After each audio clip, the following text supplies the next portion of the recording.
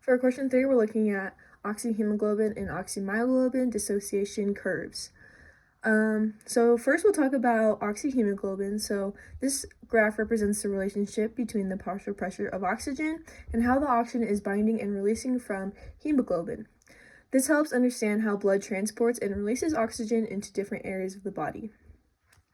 The x-axis here, or the y-axis here, represents the percent of oxyhemoglobin saturation, so how much oxygen is bonded to a hemoglobin molecule.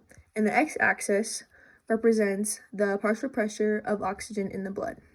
So here you can see that there are two sections of this graph. One is unloading and the other is deloading.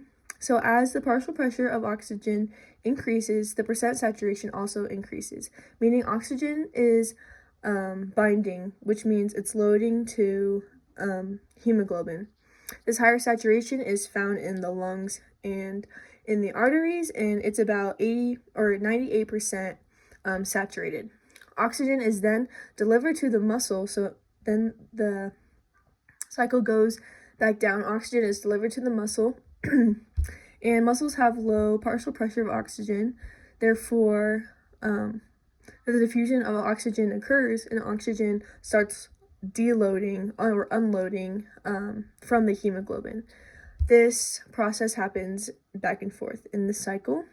Then we have shifts. So here we have our normal standard curve, and then we have a shift to the left.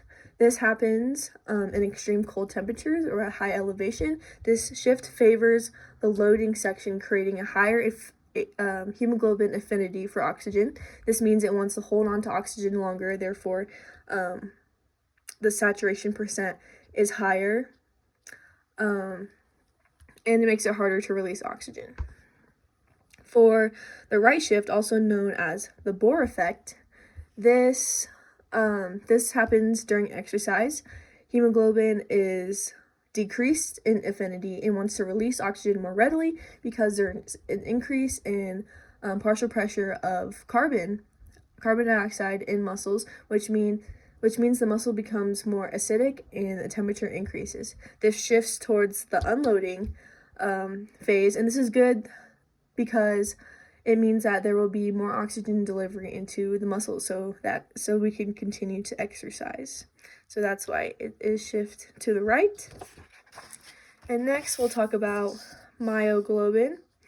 So myoglobin, this shows the relationship between the partial pressure of oxygen and, again, oxygen binding and releasing to myoglobin. So myoglobin has a higher affinity than hemoglobin, meaning it binds to oxygen more strongly and does not release it very easily. Again, there are 2 points on this graph.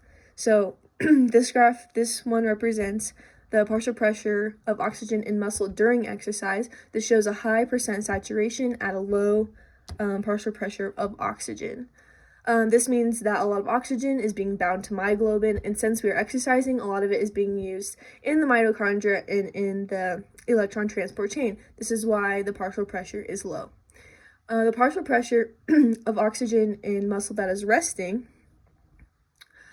is slightly higher in percent saturation, meaning the muscle is not using the oxygen as frequently, therefore it has a higher partial pressure. But myoglobin still wants to bind to oxygen, but it's just not getting rid of it as readily because there's not a need to release the oxygen when we're at rest.